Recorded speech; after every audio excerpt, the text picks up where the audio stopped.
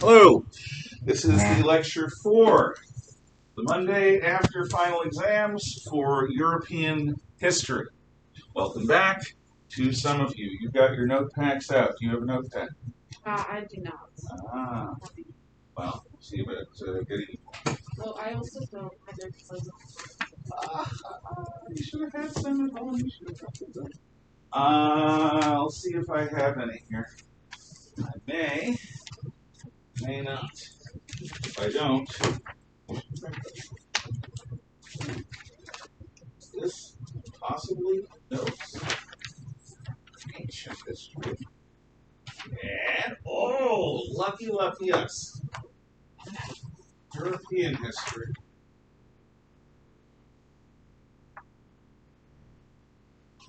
If this is it. Yep.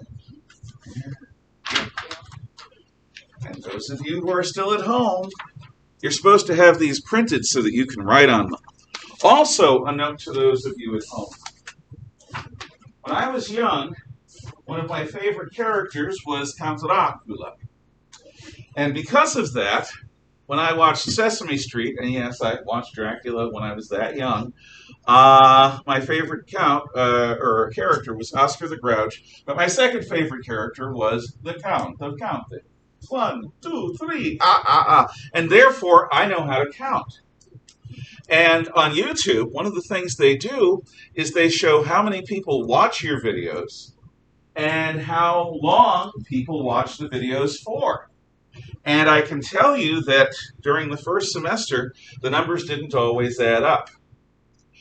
If the numbers continue not adding up, in other words, if people who are at home, who are supposed to watch every single moment of these videos, don't, and I will be keeping count, I will go out of my way to trip you up, give you quizzes, give you extra work to make sure that you get the information that you need. This is a promise from me to you. If you don't do your job, I will find a way for you to do your job in a less pleasant manner. I don't want to do that, so watch the whole thing. For those of you who are back, again, welcome back. Where we've been is the world has entered a new phase of societal evolution. That is industrialism. Never before has the world seen an industrial society. And in Britain in the late 17 and early 1800s, and just after that in the northeast of the United States and in the Ruhr region of Germany and in certain regions of France, the world had a new way of life, as new and different as when Paleolithic pre-human primates discovered how to use fire, as different as when Paleolithic hunter-gatherers began to settle down and farm. This is a fundamental shift in how people live their lives, use resources, and so forth. The very last pre-industrial set of ideals that is set up are the ideals that motivate our society. In other words, Lockean liberalism, the ideals of the Enlightenment, ideals focused on individual human dignity and individual human liberty. However, these ideals and the earlier ideals that many European countries still govern under, which are the ideals of monarchy, aristocracy, that sort of church and state hierarchy, they are all going to be challenged and frankly overwhelmed by this new thing. Just as, no doubt, when the chieftains of the Paleolithic nomads suddenly found that what they had done when they were wandering around hunting and gathering no longer sufficed for a community that stayed in the same place all the time and farmed. New ideas and institutions, new applications of old ideas, all needed to be developed because it is through ideas that human beings overcome. We are not the dominant species in the known universe because of our claws, which are pathetic, our teeth, which are laughable, because of our thick hides, because of the protective level of hair we all have. No. It is our mind and the products of our mind, thought, that is the common denominator in human success, allowing us to reshape the world to suit our needs, giving us the terrible, awesome responsibility. Because with great power comes great responsibility. And again, religious faith may tell us otherwise. Sheer mathematics and the volume of space may indicate otherwise, that there are other powers far greater than us in the known universe. But right now, we don't know of any. Not for sure. Not factually proven. And if we are the best that the universe has produced, the universe has a sense of humor. Human beings need to overcome their environmental challenges, their social challenges, in order to progress, frankly, in order to survive. And this new way of life is going to pose these very challenges to the old institutions and ideals. So we are beginning to study the world's first industrial age ideology. A set of ideals and philosophical notions that are a product of the Industrial Revolution in its earliest phase. And that is Utopianism, Socialism, and Communism. We're going to talk about these in great detail. But the very notion of utopianism is laughable to traditionalists, especially to agrarian societies that evolve naturally. What kind of person believes that we can play God and design a perfect world? Even imagine what that world's characteristics would be. Think about the hubris involved. If this were a Homeric epic, the gods would be laying cosmic smackdown on us. And in fact, that may happen. Global thermonuclear war, the release of a super germ that would make the China flu look like a small cold. There are things in laboratories that are as communicable as the common cold and as deadly as the Black Death. I used to work for a pharmaceutical company. I can tell you some of the security measures that were there to prevent even a puff of air from getting out from a BSL-3 lab into the outer environment, and the safety measures that were taken to prevent contact between human beings and laboratory animals that were used for testing. Coronavirus is nothing, at least not yet, compared to what these labs have produced over the last 50, 60, 70 years. And again, human civilization could have been taken out by poison gas after World War I. It doesn't take that many hydrogen bombs to destroy human civilization. But we have enough, or we've had enough hydrogen bombs not only to destroy human civilization, but to destroy Earth as a biosphere. So perhaps the cosmic smackdown is still coming. We are scientific giants and ethical midgets at a time when we agree on so little about what is right or wrong, good or evil. We face the daunting prospect of manipulating the human genome. Do you honestly think we're wise enough to design our children? To decide who lives and who dies in the womb? To decide what kind of babies will be born? Are we fit to purpose build a better human being? And that's the warm and fuzzy new type of life that we may produce. There's also a crystalline silicon-based form of life that may be a building right now in the form of some variant of artificial intelligence. The last time we human beings encountered a different form of intelligence, a different form of sentient life that we could recognize, perhaps whales and dolphins have sentience, we don't know, but if they do, they're poets because they have no opposable thumbs. Their knowledge and ideals are purely theoretical. We don't recognize that, at least yet, as sentient life, as intelligent life. The last time there was a non-human intelligence was when we wiped out Homo sapiens Neanderthal, either through genocide or through crossbreeding or both, probably both. We aren't used to having other intelligent life forms to contend with. And we have never, not in our long history, encountered a non-mammalian life form that had wit, wisdom, memory, self-awareness. So I am not sanguine about the possibility of us encountering the children of man, whether they be a form of Homo superior or artificial intelligence or both. The idea does not thrill me or make me feel very confident. It's this sort of existential doubt that people faced in the early age of industrialism. I'm trying to tell you that looking at the future with a degree of gut-liquefying fear is part of being human. I think that we should look at the future with bravery.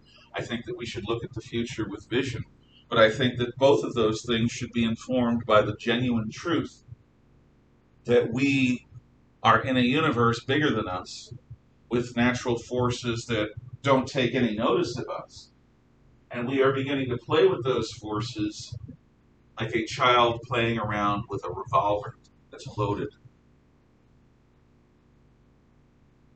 I am thrilled that we haven't had massive poison gas attacks like they predicted in the 30s and global thermonuclear war like they predicted after 1945. Yeah, and I hope we don't. I hope we avoid it. Of course, now the fact that a country ruled by people who believe that they can usher in the apocalypse and God's paradise on earth with the purging fire of the atom, and the first thing that they want to do is wipe Israel out, burning it to a radioactive cinder, doesn't bode well. But the Iranians don't yet have the bomb, or at least we haven't proven yet that they have the bomb. They are the first people in history that have publicly talked for decades eagerly about using it.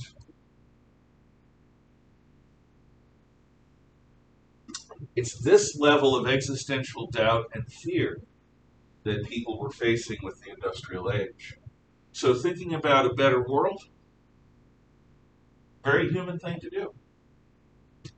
And what the utopians did is they took the idea that if we can produce things like shirts and boots in enough numbers so that people could have more than one good set, if we can produce better crop yields so that starvation becomes a thing of the past, if we can clean up our cities so that we're no longer drinking our own effluent, why can't we design a better world? So that hubris, looked at from one angle, is also the confidence of industrial age man. The confidence to say, why can't we? And it's that sort of confidence that led us to the bottom of the Marianas Trench and to the moon. To a world powered by electricity. In rooms cooled and heated so that in all seasons we are comfortable, reasonably. And where starvation is a matter of politics, not biology. The ideas that come out of the industrial age are not liberty-oriented. They are not individual-oriented. They are oriented towards the needs of society as a whole. So in this sense, they are Hobbesian. Socialism is the ideology that prizes the needs of society over other concerns. Communism is one variant of socialism, where everything is held in common, where nothing is private, where nothing is yours, not even your mind, not even your soul, if such a thing even exists, which they doubt. Utopianism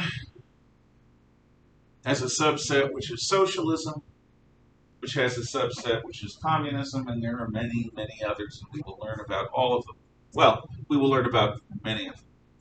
But if you want the root idea of socialism and communism, the idea that is held in common with even American progressives, who, when they look into the distant future at the better world that they will produce, the better world is not distinctly different from that of the socialists or the communists. It's a world without want. This is the equivalent of John chapter 3, verse 16, or 14, John 3, which is the little gospel. John, the Gospel of John, chapter 3, verse 14. I think it's 14. Any of you know? And God so loved the world that he sent his only begotten Son to die for our sins that we might have life eternal. That is one English translation. If you want to summarize Christianity in one phrase, that's it. John chapter 3, verse 14 is the little gospel. And God so loved the world that he sent his only begotten Son to die for our sins that we might have life eternal. Judaism could be summed up with one of their basic prayers, the Lord is one. One simple phrase, the Lord is one. Well, here it is for socialism and communism. From each, according to his abilities, to each, according to his needs. These are the words of Vladimir Ilyich Lenin. By the way, that's where we are, on the page on your right hand. And from his book, What is to be Done? So, in What is to be Done, Lenin describes paradise, communist paradise, socialist utopia, a world where from each each gives according to his abilities, to each is given according to his needs. Nobody has an embarrassing excess. Nobody starves. A world without fat people, a world without hyper-thin people, a world without too much property or too little property. Baby bears porridge. That's the utopia. Now, in this utopia, when Lenin says, from each according to his abilities, what he's talking about is you discovering through education what your abilities are. To a good socialist or communist, the point of education is not to pass on civilization or its skills. The point is to pass on, not to pass on, help you discover what your abilities are. And once you discover what your abilities are, you can then take joy in perfecting those abilities, and then you do it. You don't go to work every day doing a job that you don't love. You go to work every day doing a job that education has said is your talent area. And so is it work? It's you exercising your talents. Exercising your talents along lines of excellence with the scope to make important decisions. That's an ancient Greek definition of happiness. There should be happiness involved there. So you don't go to work for pay. You go to work doing what you're good at because it's what you're good at, out of a sense of duty or out of a sense of boredom. If you're at all familiar with Star Trek, after the original series, Star Trek The Next Generation and so on, it's a communist society. It's a socialist utopia. There's no money. People don't have to work.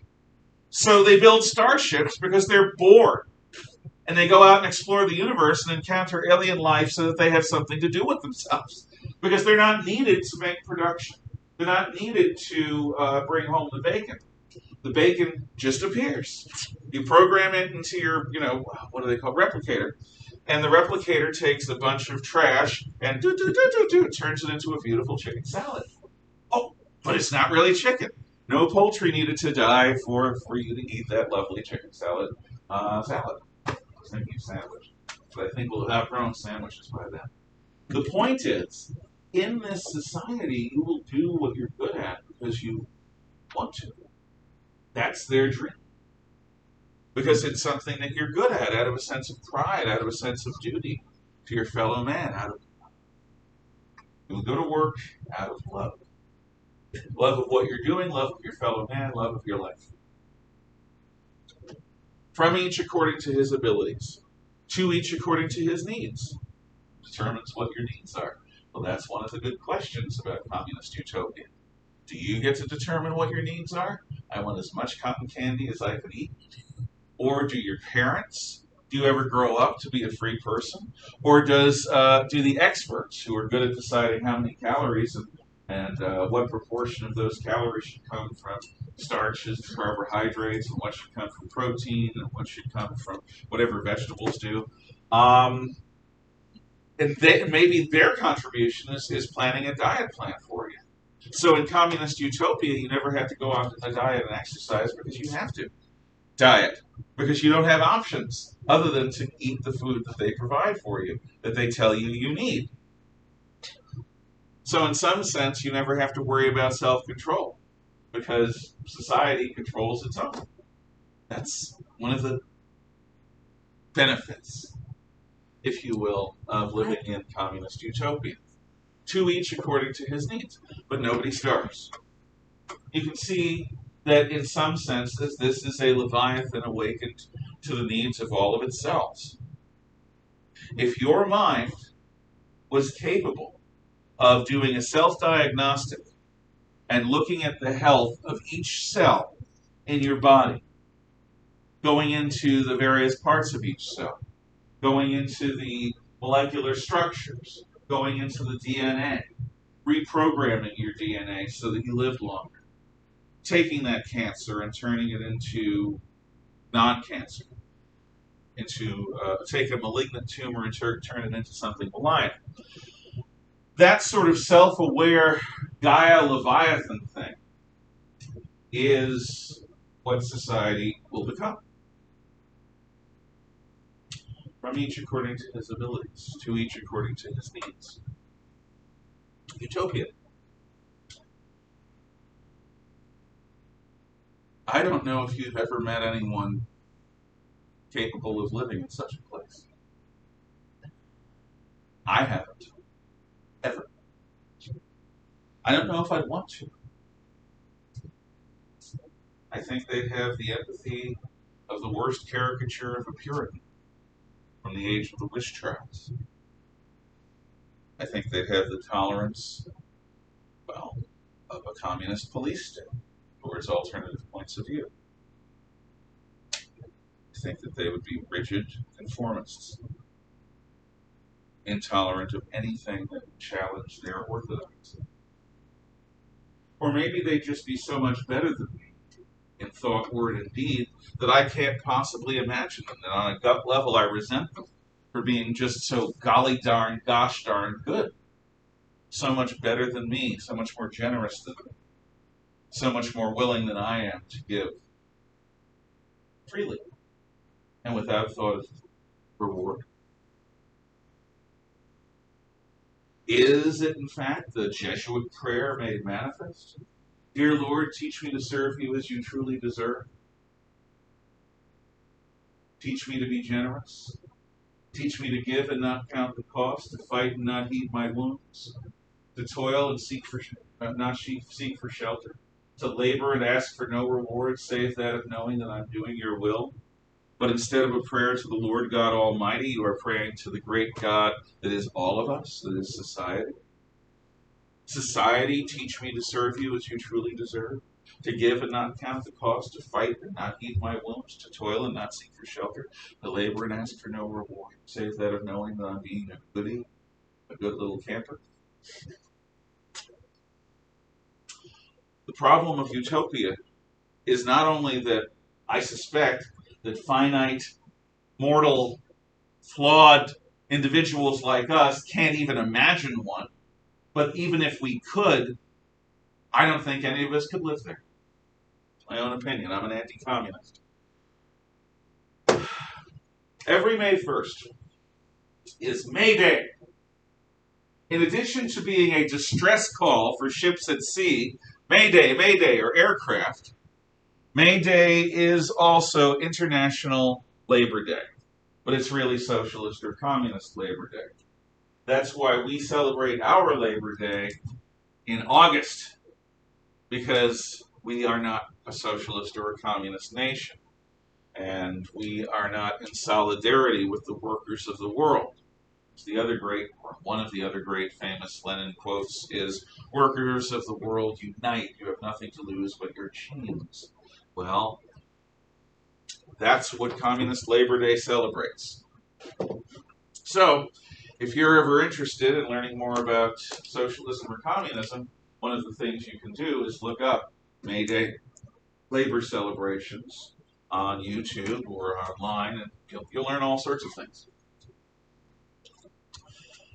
In any case, communism and socialism, the utopianism of all of it, comes out of the genuine trauma of the early phase of industrialism, which we've talked about before break. Remember what Orwell wrote in The Road to Wigan Pier, describing the life of coal miners underground, describing the noise, the heat, the closeness, the claustrophobia, the back-breaking labor, indispensable to the world above as a root is to the flower or to the tree. Because at that time, in the 1930s, when Orwell was writing, very little was powered by oil except for naval warships. Most of industry, most homes were heated by coal. Without coal, people would freeze to death in the wintertime. Without coal, factories would grind to a halt. Without coal, the more primitive civilian merchant ships wouldn't steam. But for coal to be dug, in those days, it had to be dug by hand. And in the 1930s, they had more amenities and fewer children than in the 1850s, when actually the 1830s, when coal mining got big. Remember the filth, the frustration of a housewife looking at her house as a miserable pile of ash because the coal dust, which is smaller than the pores of a human being's skin, got into everything. And the fact that you cleaned and cleaned and cleaned and finally cleaned up your kitchen or cleaned up your kids only to look around and see that it began to get dirty again. There's no hope. It's an endless treadmill of misery and hopelessness, purposeless pressing. And that's just one set of images. The truth is,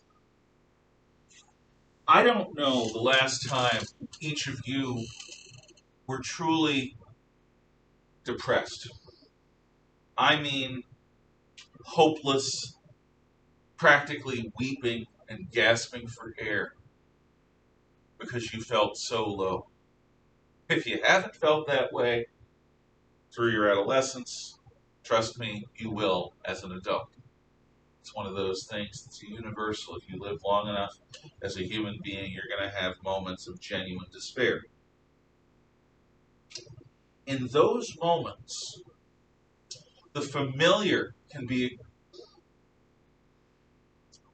like a miracle, like a holy balm from heaven, B-A-L-M. Something cozy, something warm, something safe. That's why if you have felt this sort of despair and you have pets, one of the nice things that pets usually do, dogs or cats, is they clue into this. Not so much turtles, but dogs or cats usually clue into this. And they'll come over and they'll snuggle with you, which feels good because we're mammals and we like snuggling. Reptiles, not so much, but mammals, we do. We enjoy the warmth of each other's bodies. We enjoy the closeness. And, this is true for people as well. If you have a good relationship or if you have your parents or whatever. In a moment like that, in a moment of existential doubt and despair, it feels good to have another person, another being with you in the moment until the despair passes. Because emotions are emotions. They come and they go. Fear is the mind killer. Fear is the little death that can bring total oblivion. I will face my fear until my fear passes and only I will remain. That is the litany against fear from Frank Herbert's science fiction novel, Dune.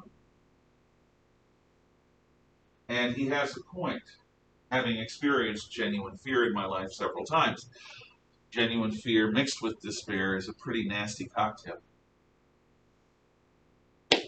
What we want in those moments, not in terms of solving the problems, but in terms of our needs, is comfort food, is coziness, is cuddling, probably a bunch of other C words if you really thought about it. The idea of something familiar and safe, and that is something that no one had in the early age of industrialism, because everything was dislocated and jangled. The world you had known as the world of the village and the countryside, now you're in a city. That's a big enough change. Even in the Middle Ages, that's a big enough change. But this city is filled with machines. It's filled with the noise of engines, the smoke of burning coal, the dust, the sound of people, the smell of tens of thousands or hundreds of thousands of unwashed bodies, the smell of open sewage, of animal waste because horses are going through the streets. Where do you live? Rome. A bunch of other people. Your bathroom is an outhouse shared maybe by 100, 150 people in your tenement. Until you get something like a 2-holer or a 3-holer. In which case you're only sharing it with 50 people or 75. Maybe you've got a bed of your own. Maybe you share your bed. As to food, maybe somebody has an oven somewhere that you have access to. The air you breathe, the water you drink, food you eat, noise around you, texture of the air, the tempo of life, nothing is familiar, everything is different. Imagine if one of you was plucked from this cradle of North Idaho, which you know, presumably, and thrown into the streets of Lagos, Nigeria, third world city of millions. Without money, without connections, without your cell phone, just you having to survive. You don't fit in with the locals. You don't look like one of the locals. You look like people that the locals don't like. And you're vulnerable. And there's not much you're going to be able to do about it without the kindness of strangers. That level of dislocation is felt by people as they go about their workaday lives because nothing is familiar. You may believe in God. You may go to church. But it's not like the priests know what an industrial world is like any more than anyone else does. Jesus came to this world as a carpenter in a backwater province of the Roman Empire.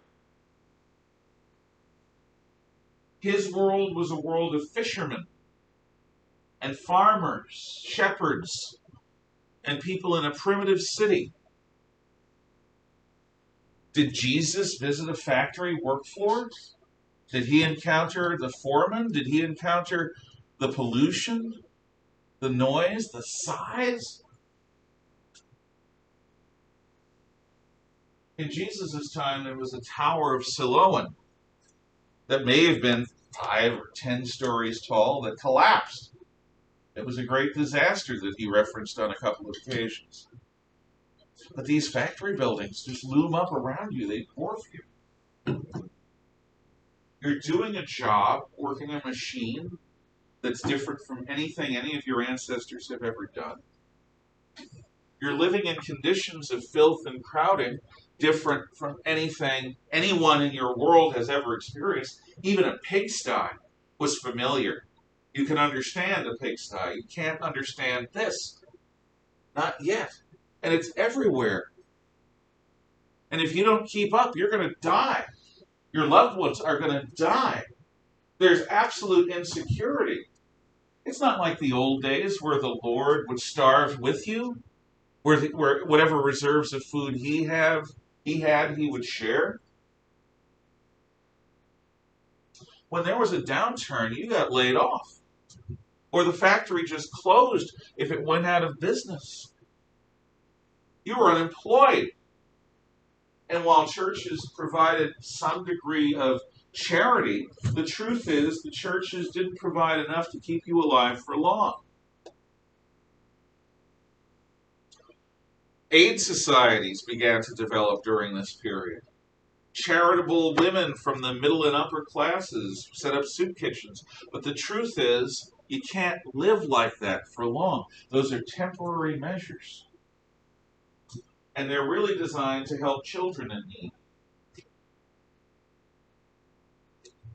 It's like a Band-Aid. A Band-Aid works if you heal. But if you don't take in enough nutrients to heal, or if you're not able to keep that Band-Aid clean, the Band-Aid isn't going to help. The Band-Aids of charity didn't help beyond a certain point. So when you were unemployed, you didn't have income. You didn't have food. You got kicked out of that corner of the room where you lived, and you were on the streets. Maybe your wife, maybe your children. Or maybe you'd get a job. And some of you will encounter this as a young adult, as I did. You get a job, but you don't get enough hours to make it worth it. So you're underemployed. And maybe your boss schedules you weirdly so that you can't get a second or a third job. I don't know if you know anyone who carries 2 or 3 jobs. I know a couple. Back in Maine, I knew families of my students and colleagues who worked as ed techs who worked second jobs in a supermarket and did third jobs too when they could because they needed the money. If you don't know anyone who's having to do that, lucky you. Underemployment is a problem. So you're unemployed, you got no income, you live on charity as long as you can with your family. Maybe you're underemployed, which means if you only have one job underemployed, you're still dying slowly. So maybe you need 2 or 3 jobs. There's utter insecurity there. You don't know when you're sleeping or waking up. The iron law of wages. Oh, if there was a good person who ran a factory, who owned a factory, who wanted to pay you more, they can't because they would go out of business. Because the cost of the bottles that they made would be higher because they're having to pay the workers more. And in a world where it's cutthroat competition, it's not like the owners had great security. They had none. Their entire life was wrapped up in their factory. And if their factory didn't survive, they were on the streets too. The owners did not have this giant cushion of money that they could play God with. They worked for a living also. The iron law of wages say you produce at minimum cost and you sell at lowest price and you stay in business. And maybe over time you make a profit. But it's risk. It's risk. So the insecurity that permeates everything, the lack of comfort that is everywhere, the lack of answers from church or government makes of human beings a raw wound.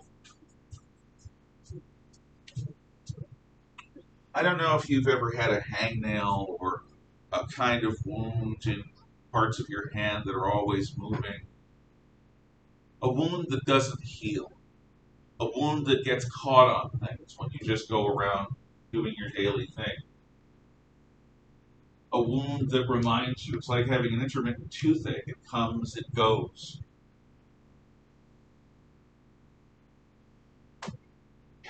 God forbid you get injured. On the job, there is no welfare, unemployment insurance, workman's compensation. If you're injured, they might put you on light duty, or they might just replace you with somebody who isn't. Again, iron law of wages. You know what industry does? Do you remember the food surplus that was produced when we became farmers in the agricultural revolution? Well, now we're in a situation where there's no money surplus. Not really. Every dollar, every pound sterling, every franc, every Reichmark counts. And if you don't use it efficiently or effectively, well, as P.T. Barnum said, a fool and his money are soon parted. There is no comfort for most people. There is no security for most people. It takes an incredible religious faith to believe that all of this is part of God's plan, and that in the end, this world is nothing but a vale of tears. You expect to suffer here, and then if you're good, even under these conditions, you will join the Lord and your loved ones in paradise. But for a lot of people who didn't have that gift of faith, it was just trauma. Devoid of any reason to hope. All of us can hope. You can't kill hope. You cannot, unless you can brainwash them, reach into another person's mind, strip them of hope. But for you yourself to maintain hope in what seems to be a hopeless situation, a situation devoid of any reason for hope, that's a tough one. How do you stoke hope without reasons? How do you give yourself leave to believe that the pain and suffering of this moment is a mere transient thing and it will pass away? Okay, I'm working hard on the factory floor now, but 10 years from now, I'll be making more money. I'll have gotten a promotion. I'll have more skills than I have now. I'll have been able to move my family out of this ghetto, out of this slum, out of this tenement, into a better home, maybe an apartment of our own, maybe an apartment that even had running cold water, maybe an apartment that wasn't crime-ridden, filthy, rat-infested, flea-infested, roach-infested. And that is what most people did. Over time, they worked their way out of this direst state of poverty, and they got some security, but it took time, and it didn't always happen. And because this is all so new, it's not like people could look in the 1820s or 30s and say, yeah, if I keep working at this, it's going to be better. Because they don't yet have examples of people who kept working at this where things got better. It's new to everyone. So hope was a precious and rare thing. This trauma, this dearth of hope, this is the misery that cries out for an answer.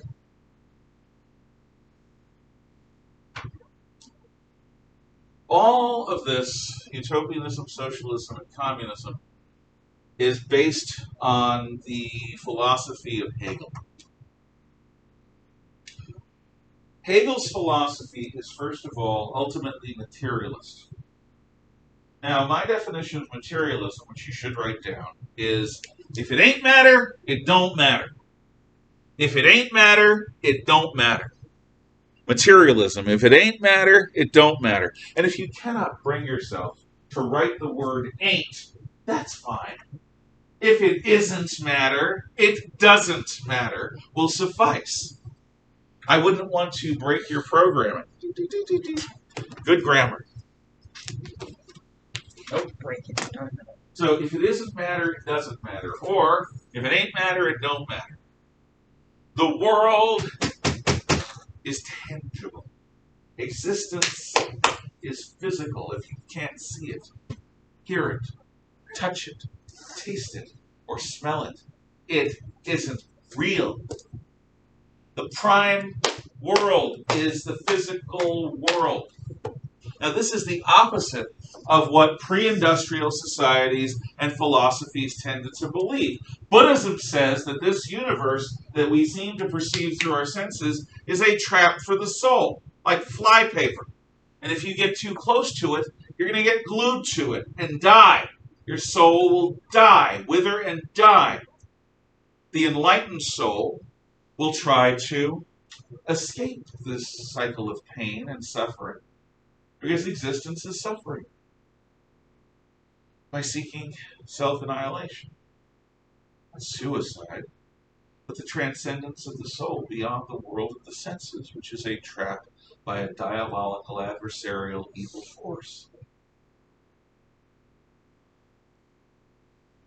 Much mysticism in the Christian, Jewish, and Islamic faith share this Buddhist notion that a person needs to purge their dependence upon senses and the physical body as its primary connection to the world. In fact, pre-industrial wise people, magi,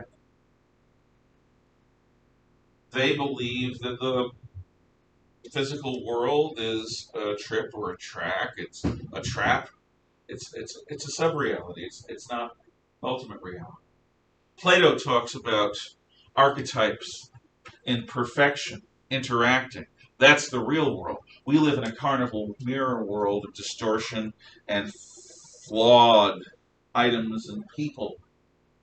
But somewhere in the universe is a perfect bottle of water filled with perfect water, with a perfect person and perfect teacher and perfect students, and that's the real world. We're in some echo reality. So pre-industrial peoples all around the world, from shamanism of tribesmen living in jungles to the most vaunted of Greek and medieval philosophers, deny the primacy of matter, which is the one thing Hegel insists upon. The primacy of matter. If it ain't matter, it don't matter.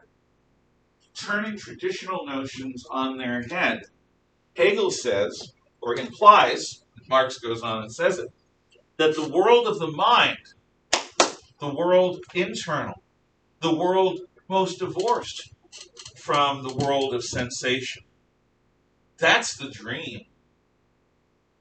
There is no mind. There is only brain. There is no soul. It's only a body that carries with it a temporary electrical charge. And when that electrical charge that animates us browns out, there's rotting flesh for the worms. There is no objective world of mind. That's the dark side of materialism. So when we talk about philosophical materialism, we're not talking about a gold digger, a person looking to marry an old, wealthy spouse as sugar daddy or sugar mom. We're not talking breakfast at Tiffany's. Materialism is the belief that the only reality is physical, and that the reality of the mind is illusory. That's shocking. Given the traditions of every society, Europe, Asia, Africa, Latin America, pre-Columbian North America, the Pacific Islands, every pre-industrial human society talks about the soul or the spirit as the reality. The physical world is something other than that, something secondary. Not Hegel, and not socialists, not communists, and not these other industrial age thinkers that assume that it's only this. Luminous beings are we, not this rough matter, Yoda says to Luke on Dagobah. Well, Yoda is not in keeping with Hegel and Marx. I prefer Yoda. I said, too bad I prefer Yoda. So do I. That's why I'm not a socialist, not a utopian, and I'm not a materialist, because I'm not persuaded by their logic. But Hegel's philosophy is the default philosophy of modern times. It's what some people call the science. which I still think is funny because most people who talk about using the science to base their decisions on don't have the first notion of how to actually conduct the experiments or interpret the data of real experimental science. They simply do what every other believing person does. They find somebody that they believe in, but they call him an expert rather than a shaman or a witch doctor rather than a scientist, and they just go along with whatever the person says. That's where we'll leave it for today, in the world of materialism. Tomorrow we start with Hegel's dialectic. You may talk quietly among yourselves until dismissal.